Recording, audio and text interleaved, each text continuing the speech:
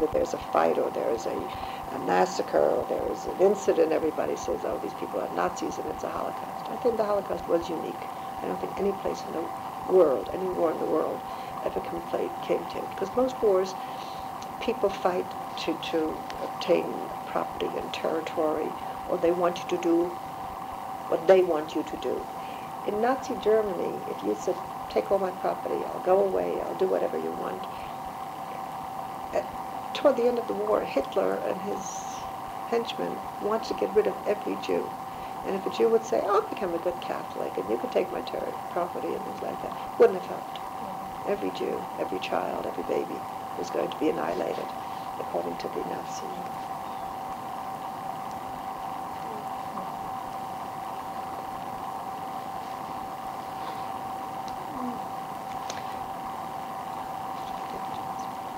No, it just points at different events or things. I should want to ask you, how did you feel being a survivor all your life? Did you feel anything about it? I just felt very lucky to be alive, but it's not something that I go around. I'm not a survivor. I'm a wife. I'm a mother. I'm a Jewish woman. I'm a guide. I'm a hostess. I'm a friend. Why give yourself just the name of a survivor? That's not a single category. In Israel, I'm an American. Or I'm a student, or I'm a teacher. I mean, there's so many different categories that's just one thing that you are.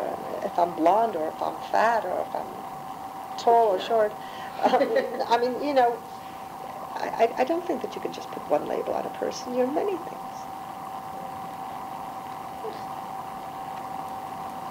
Very nice way of putting it. That's very... But you are. You're not only that, but you're a different person depending on the situation.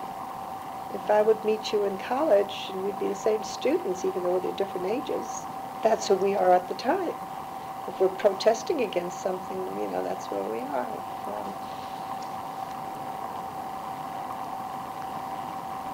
You're never the same person. I mean, yesterday I had a big party in my house and somebody came in and she says, you're Naomi's mother. That's who I was yesterday. I was supposed to be a friend of the Chatan and Kala who made the party, but I wasn't. I was or the grandmother of somebody, or a guide. You were my guide last year. Or, remember when I stayed in your house? You were my hostess that way. Many names. How would you like the Holocaust to be remembered? As a terribly tragic, probably the most tragic part of the Jewish people, and a terrible event in all humanity. I mean, the Jews were the victims.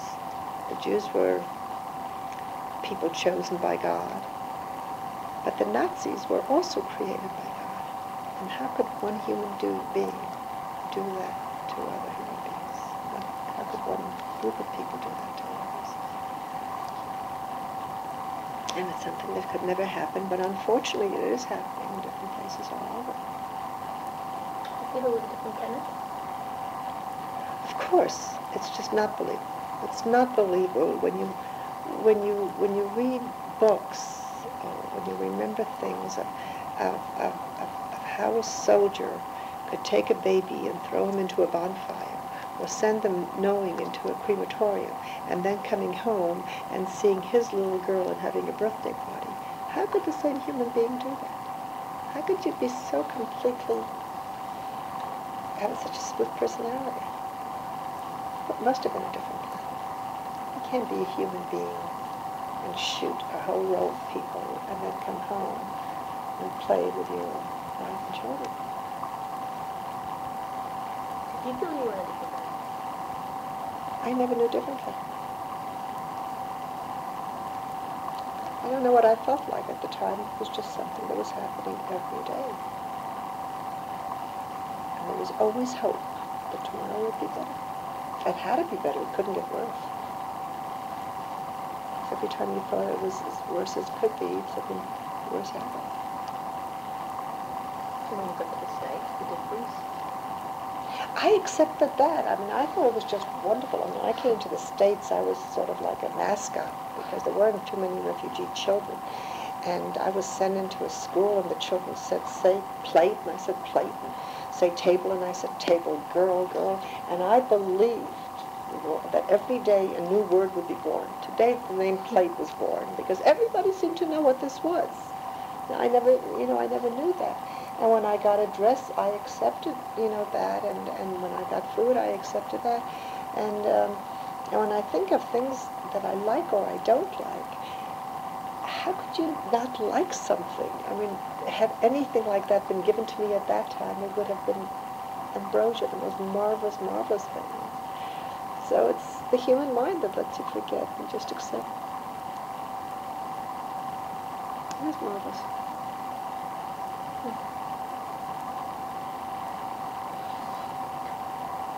Anything else that you would like to say? No, you seem to have a lot of questions there that you haven't asked me. I've been doing a lot of talking. No, that's what you meant to do. How do you feel about the Spielberg Foundation? I think it's very good. I think that what he's doing is wonderful.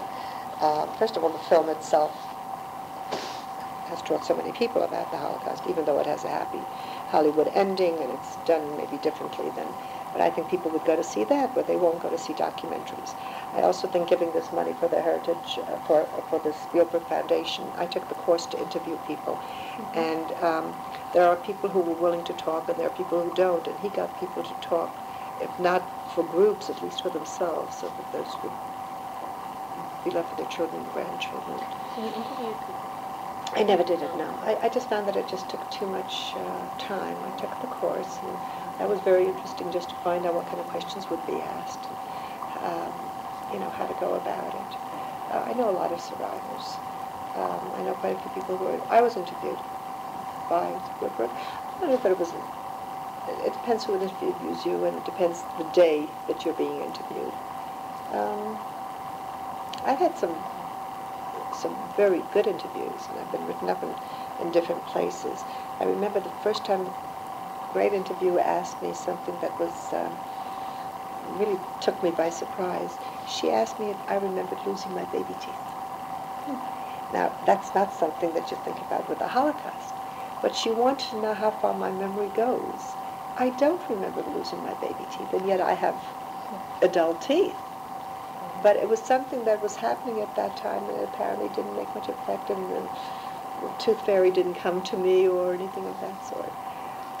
She asked things of that sort which were not the typical questions that you have interviewers ask you. I've also had interviews that have been absolutely impossible. There was a lovely woman who interviewed me in Hebrew, and I don't know whether she didn't understand me or I couldn't have possibly given her those answers. And when I read about them, I was so embarrassed because she wrote, as a child of 3, I ran away from Treblinka. There was no way any child of 3 could possibly. First of all, at 3, there was still a ghetto. Treblinka wasn't even around. Second of all, no child ever ran away from Treblinka, any child who ever got there. So if you start reading that interview before anything else, you say this woman is an absolute liar or making up or whatever it is. And then we have this nice apartment, and we like to do a lot of tzedakah. So we have had weddings here. I told you last night we had Sheva Brachot for 44 people, and we've had bar mitzvahs. We've had all kinds of things.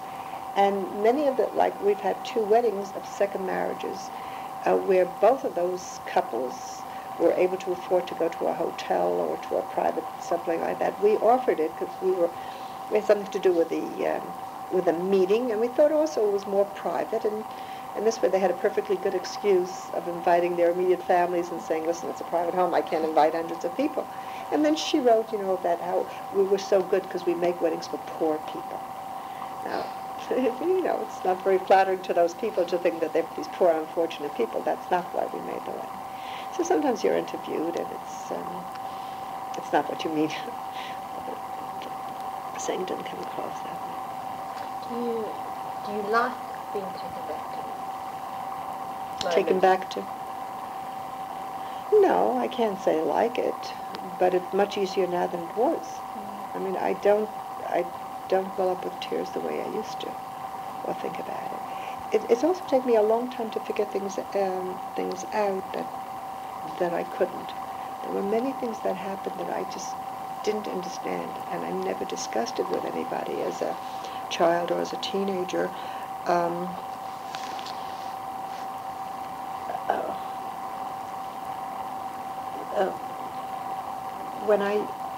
When I came to the United States, and when this woman Anna, who brought me as her daughter from Sweden, when she died, nobody explained to me that she died and we were going to bury her. I was just taken to the cemetery. Everybody was crying. There was a hole in the ground. And usually you're so careful about telling a young child what it was, but they just assumed that I must have known about this, and I had seen so many hundreds of thousands of dead bodies. Well, I had, but I had never seen anybody cry over one person being lowered in a casket. And I didn't know for a long time what it was, and until I figured it out. One of the other things that I didn't figure out is we were on Death March going to Bergen-Belsen, and there were two men lying in the snow with their pants down. And I couldn't figure out why people would be lying in the snow. Did they have to go to the bathroom? Did they there? Afterwards, after reading, I realized that if a Jewish woman ran away, she had much of a chance than a Jewish man who, if they found out he was circumcised, would be a dead giveaway that he was there. And these men were lying there to show us you're not going to get away with it. But it took me years to figure it out. And many other incidents like that I just didn't understand. One of them was I found a cousin. Thank you. I found a cousin, an uncle, and his son who was the cousin. And this uncle was an uncle by marriage. His wife was my biological mother's sister. And when I met him, and my name was Fredja when he remembered me. Oh, Fredja, you're so cute, and you look just like your two sisters. And I said, I didn't have sisters. I had brothers. And he said, oh, how could you remember? You were such a little girl. You had these lovely, cute sisters. I went home absolutely devastated because I kept on trying to remember these sisters. And I remembered my two brothers. I remembered their name was David and Yassi, David and Joseph. And I couldn't picture them. And I kept on saying, he must know better because he was older, he was wiser, he was smarter. When I went to Poland and I found my brother's birth certificates, I realized that I didn't have to doubt myself. But these are the kinds of things that made very, very difficult because you try so hard to remember. I don't remember what anybody looked like. I have no idea what my mother or father or brothers looked like. No pictures of grandparents or aunts and uncles.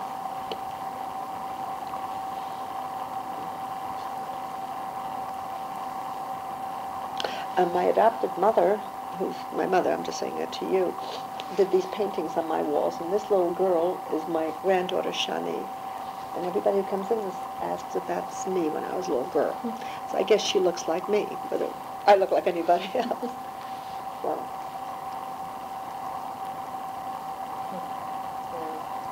How many grandchildren? We have her 20. Wow. No, That's amazing. that's our youngest on the floor. Absolutely amazing. And we started out on that green couch. We just had a few of them, and then each year we sort of add. And they're really good kids.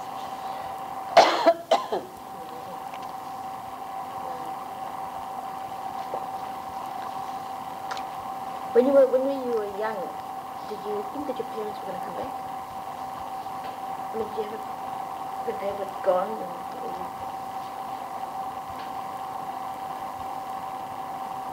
I don't remember thinking about it. But, that's not true. To this day, sometimes I meet a man, or I see somebody walking the street who looks familiar, and I say, could that be one of my brothers? just the way I survived, which was impossible. Could one of them have survived and I wouldn't know it, or he wouldn't know it? Or would my father be alive, or something like that? I think I sort of knew that my mother and brothers weren't, but maybe they are. You know, and you always sort of feel maybe there would be a chance. But it's not something that you live with. It's, every once in a while you just think about it and say, maybe he is related somehow. But I've gone to gatherings of Pietrikov people, and nobody knows anything about him as if they never existed and I never existed.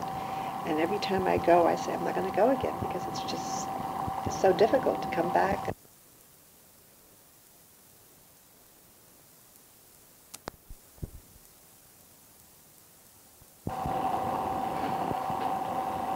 Let me get you some water.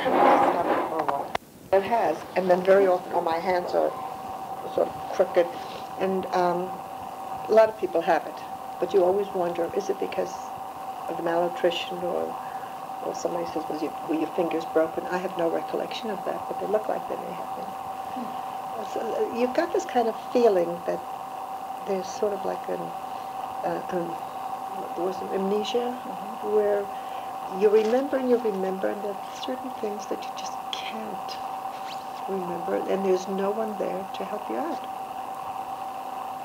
And so when you asked me before about reading books, every time you read into books, you sort of feel, maybe I'll read something that will trigger. Actually, I found my name in 1981 when I started looking. I went to a place in Evo in New York, and I had gone to many other places, and every time I said that I was looking for myself and I was giving them different things, people sort of said, you know, it's impossible that a child of that age would have survived. So I stopped saying who I'm looking for. I was just doing research instead of telling them specifically. And I went to Evo. I asked to look for Bergen-Belsen. There was a list. And my last name was Lichtenstein, Fredja Lichtenstein. And this woman was absolutely sure that I would not find a child of that age who had been liberated from Bergen-Belsen and who had been in a slave labor camp. And I said, you know what, she's probably right, but let me look. And I decided to look through, and I found all the L's. And I was looking for L-I-C, and I couldn't find it. And I said, you know what, instead of giving up, let me keep on looking at all the names. And maybe my name was different at the time. Every time somebody took me, they gave me a different name. So maybe a name will jump out if I read every name there. And after the L-I's, there was the L-O's, and there was the L-U's, and then there was an L-I again. Apparently they had, it wasn't alphabetized well. And I found my name. And I got all excited, and I told her to the librarian, and she got all excited about it, but it's not something that you could believe. Once I found it, and I found the same thing in the Imperial War Museum. So many other places that you find things, and it is hard to believe. What? It's just so unnatural, so unreal. Look at it's like a soap opera, you know, and you sort of people make up a story like this. You can write a novel like this, but there's so many things that are happening that don't happen in everyday life. Hard to see your name on the list. I don't know if it was hard. I think it was very exhilarating to prove that I'm really here. So you say, why? I know I'm here, but you have to prove it to yourself. Because it just doesn't sound... Look, if I have even a 10-year-old going into town now, you say, put on your coat and button your coat, and it's cold outside, and be careful of the cars, and don't speak to strangers, and because that's the natural thing to do. Child of 5 working, child of 5 being left alone, a child of 5 being transported. That's not really very good. Can you say goodbye to your mom? No. I don't know how I managed to run away there. I don't know. I can't imagine it would be a goodbye. It wasn't the kind of thing that just sort of felt, you ran and she would run after you. Or or just tell, or was there any like? I don't remember.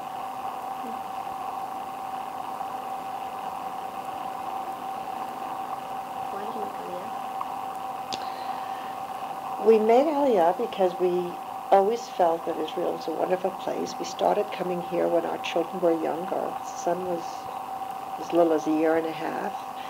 And we used to come here all the time. And every time we came, we'd sort of said we'd like to find an apartment. And our children were very much part of B'nai Akiva, and they always said that they would come.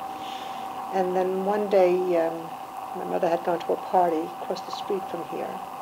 And she heard that the man who built his house, his wife had died and he was remarrying, and his new wife didn't want to live there. And she came to look at the apartment, and she said it was exactly what we were looking for. And my husband is very spontaneous kind of guy, and he bought it on the phone. And we came, and we loved it, and then we waited for our children to finish. Our daughter was going to Columbia, our son was still in high school.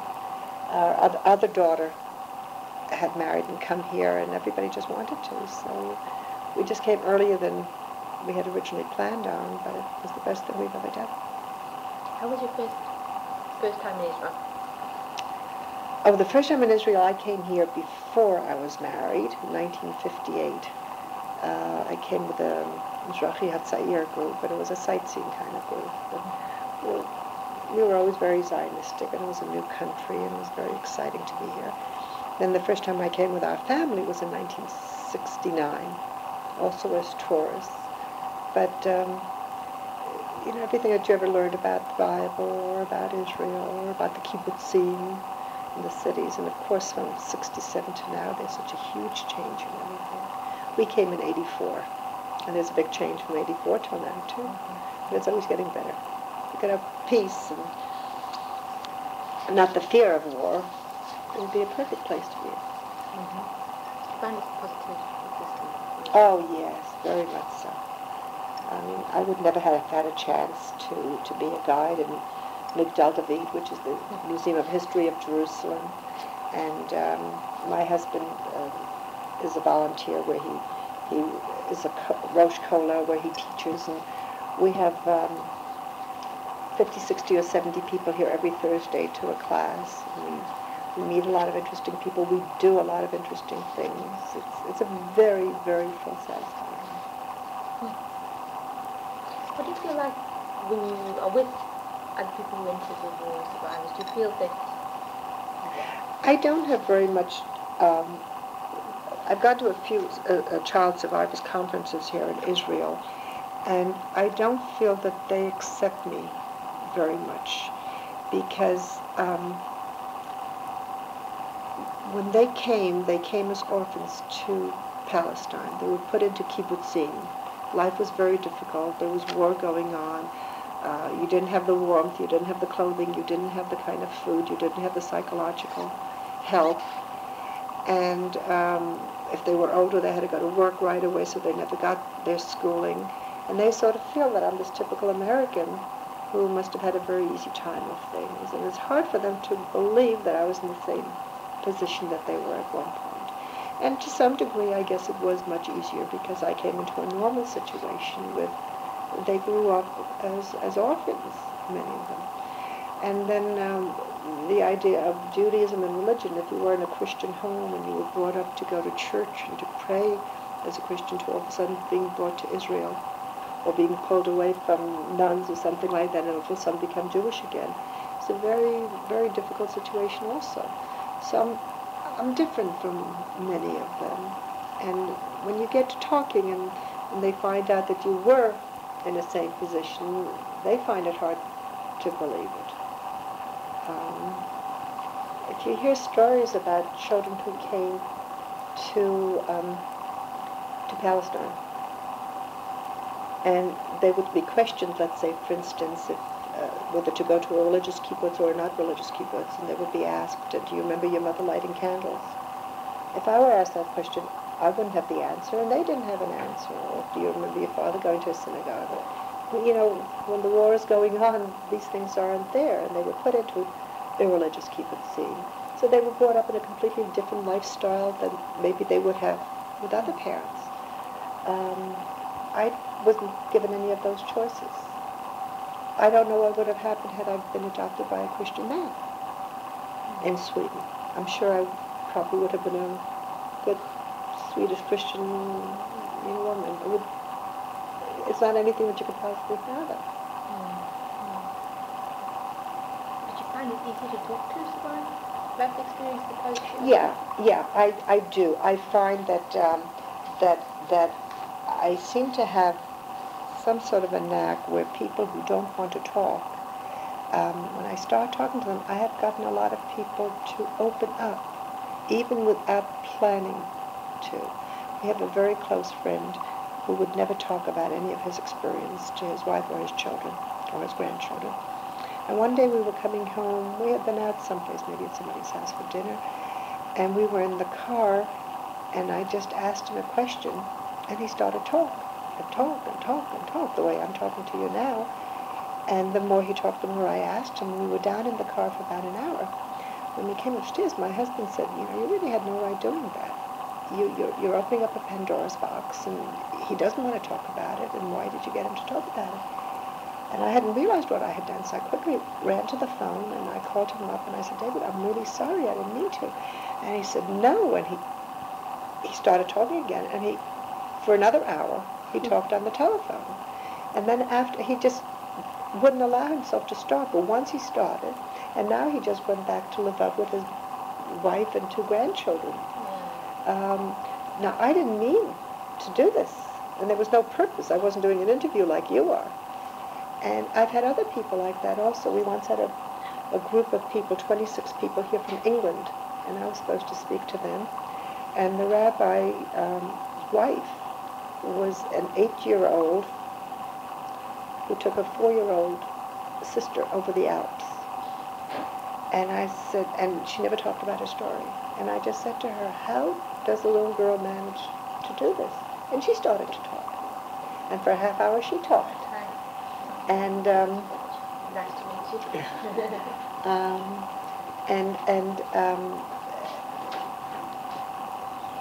I wasn't planning. I just said, how do you? But after I had been talking and I was so open about it, she just let go, and then she started talking. I think sometimes it just has to hit the right nerve or something to get it going. And I find in Yad Vashem, but I find people talking when I once spoke in Hebrew Union College, and people hear different things. This boy who must have been about 16 or 17 from a NIFTY program asked if he could speak to me after I had talked to the group. And he said to me, he never told anybody this, and all he heard in my whole talk was that I was adopted, and he was adopted. And he wanted to tell me how he felt and how I reacted. This whole thing, so different people hear different things. Or somebody else would sort of say, I lost my mother in a car accident.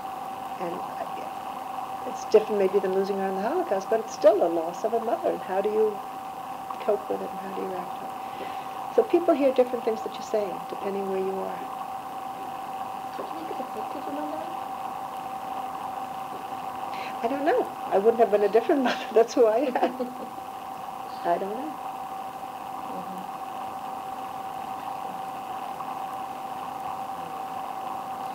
Maybe it's your openness. Maybe. I mean, I'm not asking you any questions now because I gather you came here. But actually, every time you ask me something, I would really like to have this a dual conversation. But you've come with a point. No, by all means, you can ask me. Did you see Shoah by Claude Lanzmann? Yes. What did you think of it? I thought it was a very good documentary if you have the patience to sit through 8 hours. I think I saw it in 2 stages. I thought the scene at the church where this man comes back and all the people talk about him, or the scene on the boat where this boy sings for his soldiers was very moving, or the part in Treblinka where the guard claims he didn't know any of these different things. But I don't think it has the same kind of impact as some of the other movies like Steven Spielberg's, because it's the Hollywood version of it just makes it easier to accept. Not that many people would really have the time to sit through or to be willing to just listen to dialogue. Except in terms of believe that it happened, or? No, I don't know that anybody that I saw didn't believe that it happened. No, he had good footage there, and you could see people talking. It's just that it's dry in comparison to a story, theme of various stories. There are many other documentaries that are very good also, but they're difficult to see and they're dry. And when he caused those survivors to open up or they reach that very traumatic. Well, some people can talk, and if you remember, like the barber who had such a hard time of it, I don't know if this was his first time or if it's not, you never know where you're going to break down. And sometimes it is a very sad point that you're pointing out, and sometimes it's a point of happiness where you can't believe that you were in that position. Or if something, has just happened. You really cannot plan ahead for it. His interviewing was very good. What do you feel like when it happens? And what happens? When it comes to you, or you just You feel sad, and you feel you have to take a deep breath, and you just sort of say, if your eyes cloud up, or just say, excuse me, and I've learned not to be ashamed of it or anything like that. It's just me. I don't think there's anything really wrong with it.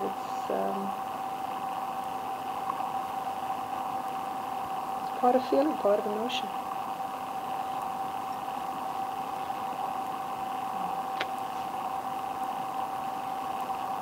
Yad Vashem, do you think it's, do you like the media, do you like the way it's presented? Well, Yad Vashem has its own philosophy, which is different from other museums. If you go to the Museum of Washington, first of all, it's much more modern. I saw yesterday Yad Vashem got $8 million, so I'm sure they're going to modernize and expand. They are expanding right now.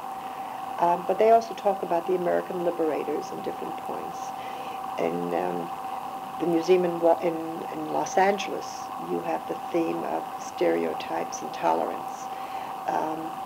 The museum in Lochamei HaGhettoot up north in Israel, they show you what the shtetl was like, what the youth movements were like, and going into a full detailed account of the Warsaw Ghetto, because these are the survivors who had worked on this. Yad Vashem talks about the Jewish issue from 33 to 45. They don't talk about the homosexuals or euthanasia program. This is their aim, whether they're going to change it or not. But it's more than just a museum, it's also a memorial. You go into the Yisker Hall and people come on Asara B'Tevet. It's the day that people come to say Kaddish when they don't know in the Yurtzeit, the anniversary of the death of their parents. I don't know where the grave is, and I don't know the anniversary. And in Israel, there are many people in that position. So it's more than a museum. The others are more museums, and this is a shrine. Which museums do you like or identify with the messages? I would really like to go and study the Washington Museum, because when I go there, you'll go for a few hours, and you probably need several days to really learn and to have all the pictures that they have, and then they have all the computers, and they have the testimonies and the videos. I'm hoping Yad Vashem is going to be like that. They're building a new visitor center, and right now it's black and white pictures mostly. There are a few videos around. Going into the car, the cattle car, in Washington Museum. Apparently they discussed it with psychologists, because there are two ways. Have you been there? Mm-hmm. So you can go through the car, or if you don't want to go through the car, you can go around it. Mm-hmm. So I guess they've taken the sensitivity of people. We have a car in Yad Vashem, and it's purely a display. Mm-hmm. So it's we also have an ambulance like that. If somebody doesn't explain it to you, it's a different kinds of things. Yad Vashem, the Washington Museum, you really don't need a guide through. What do you feel about the car in the In Yad Vashem?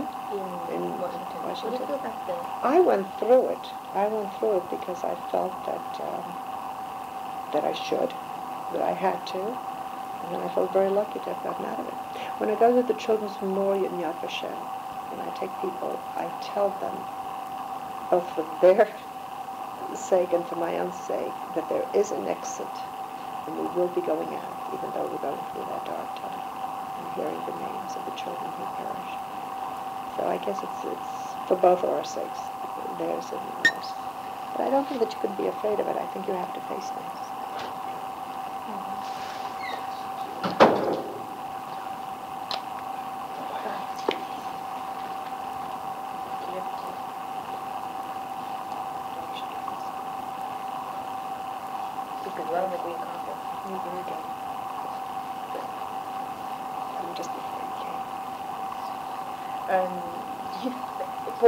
But we should face it, if people haven't been through it, or I wasn't quite sure in terms of who should be facing.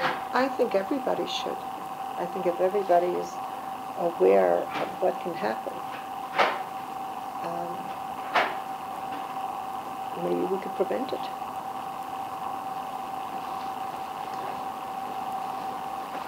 To the point of walking through the cattle car, though? I mean, do you... Well, the cattle car, I thought you were talking about the history. I don't think two people probably have the same reaction. Except, you know something? When you're there, you see what a small car that is. How'd you get 100 people in, 80 people in? How would you feel there without seats, without windows, without food, without a bathroom? In our lifestyle, if you take a long journey, you want to sit in a comfortable seat.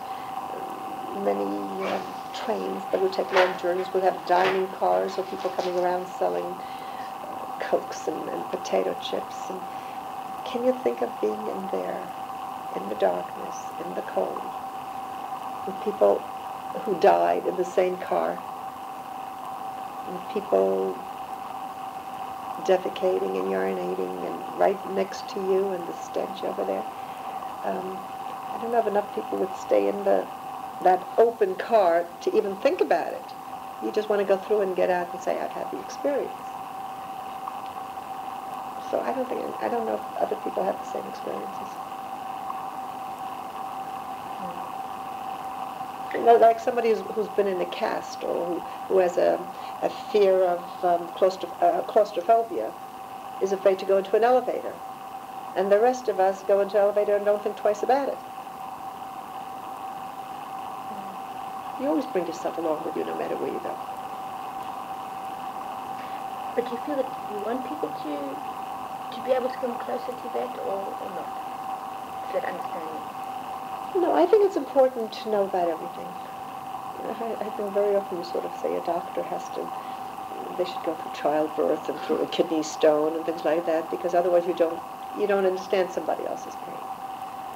Or what is the idea of walking somebody else's moccasins?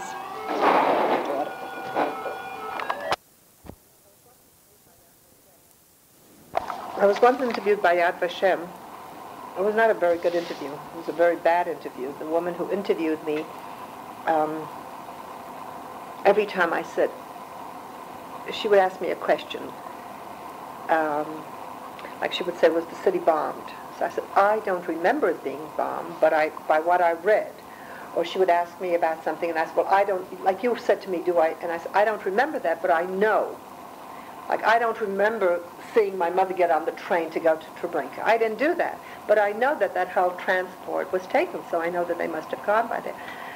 So she said, I don't want to hear anything that you learned afterwards. Like when I said I found my birth certificate, which is a very important thing to me. She doesn't want to know that. She wants to know where I was born. You know, she didn't want to find any of these different things. But she interviewed me. It was like a 7-hour interview because the person on the video all of a sudden had to go to follow some important people around in Yad Vashem, and then they came back. Anyway, a few months after the interview, she said that she brought parts of my interview to Germany. And I couldn't imagine what I had said that would be interesting to anybody in Germany. And she said this was a group of psychologists. And what they felt was important was to point out how a child could find things that were normal, abnormal, and abnormal, normal. And how they could just go on with the every kinds of things, whereas other people, found it so difficult. And they used that particular, I can't remember what it was. How did they make you feel?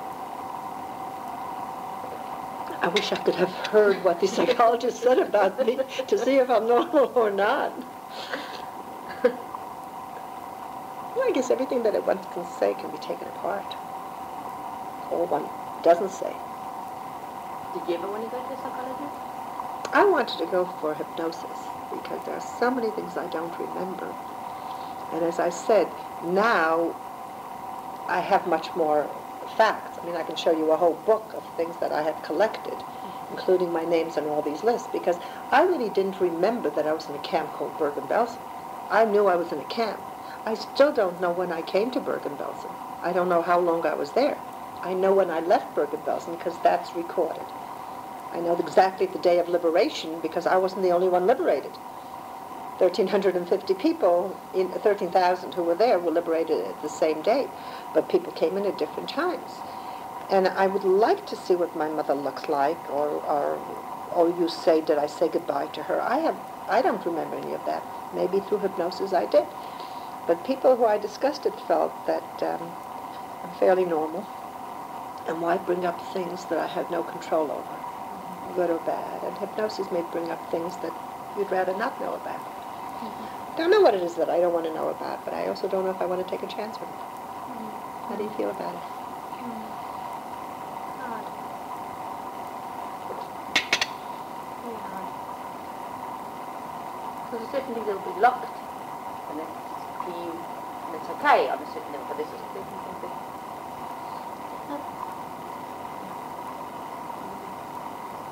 I don't know. What did you go to afterward? I mean, you were liberated, but they broke the... I was liberated, and I told you they sort of made a makeshift hospital. And they didn't take the people whom they thought would die, because there wasn't enough room for everybody, and the people who were well didn't need it so much. So they took the people who were someplace in between. And I guess I was one of those. And I guess I was given food and medicine. And that was in April. In July, we were transported to Sweden by ship and brought into a displaced persons camp. And I'll be glad to show you this booklet that I put together, where I wrote to Sweden, and they told me exactly when I came, what displaced persons I was brought to, which hospital I was transferred to, went to another displaced persons camp, and finally I left for the United States in '46. You've been an immigrant quite a few times. Well, I don't know what I consider myself in Sweden. There were things that happened in Sweden that were different also. We were in a displaced persons camp, and we had outhouses, which means they're not toilets. They're really outhouses. I don't know if you have a good one. They're wooden, like seats, and everything goes into the ground. And one day I was with some other children, and we had stolen apples from an apple orchard. I don't think we were hungry. I mean, maybe we were hoarding food, or maybe we just needed the food, or maybe we was, I don't remember why. But somebody started running after us, and we were terrified of what they would do to us. And I ran into one of these outhouses, and I threw the apples down. And I remember being so angry with myself because the man didn't catch me, but the apples were floating on the dirt. You don't flush it down and they go there. So if anybody had gone in there, they were there. And meanwhile, I lost all these great apples. It's a lesson to learn.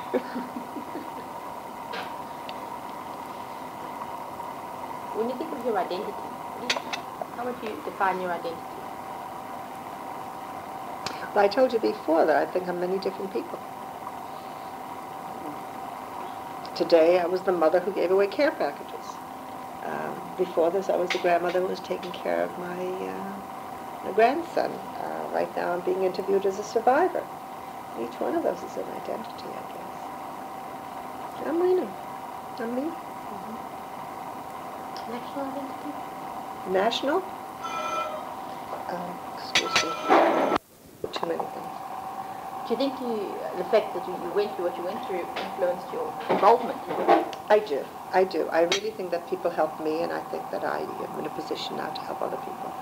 So we use our house a lot. We use our house for all kinds of people. We also have a very large extended family of friends, and like this woman who just came, all of a sudden her children are our grandchildren. And the woman who we made a party for yesterday is like a sister. I volunteered to do it. And yeah, we really do look to see how we can help. And we like friends and we like people. So we, as I said, my table is open like this all the time, and I have people over all the time. And my freezer is full all the time so that I'm not caught off guard. Don't you get time? Yeah, I do, and sometimes I think I don't want to do it, but thankfully I have a lot of energy, and like if I'd be home today babysitting, if he's sleeping, I could make a soup or a kugel and put it in the freezer and not know when I'm going to use it, but it's always there. So, and you know, being retired, you can do what you want. If I decide tomorrow to go off to except that I have to look at my calendar, because every day has something else doing. Last week, it was impossible to go for any place, any day. Now somebody just called me before you came in that they're going to the Hyatt for 2 days. Did we want to go? I didn't even had a chance to talk to my husband about it. She said to call her back today because they're making reservations. So, yeah, but I'm my own free person. I can do whatever I want. Politically, do you think you're using